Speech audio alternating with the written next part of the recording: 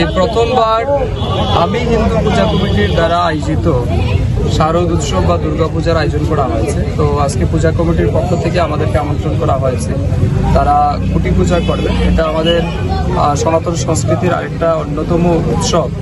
বিভিন্ন বড় পূজা যেখানেই করা হয়, বিশেষ করে ক্লাব কমিটি বা পূজা কমিটি তারা খুঁটি পূজা করে, যাতে পূজার সার্বিক মঙ্গল কামনা করে, প্যান্ডেলের মঙ্গল কামনা করে বা এই পূজা যাতে সুন্দর সুষ্ঠুভাবে তারা সম্পূর্ণ করতে পারে, এই উদ্দেশ্যে আমাদের এটা একটা সংস্কৃতি, এটাকে মঙ্গলাচরণও ধরে নিতে পারে।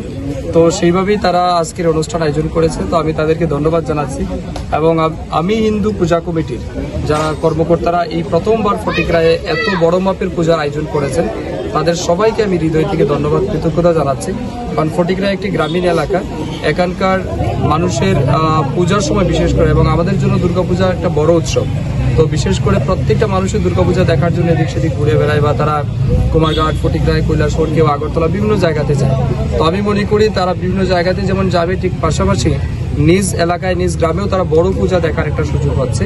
তার জন্য আমি পুনর্বার আমি হিন্দু পূজা কমিটির সমস্ত কর্মকর্তাদের ধন্যবাদ জানাচ্ছি। শেফদের পছন্দ সিস্টার মশলা, যা মডার্ন টেকনোলজি এবং স্বাস্থ্যসম্মত। সিস্টার, নিশ্চিন্তের প্রতীক।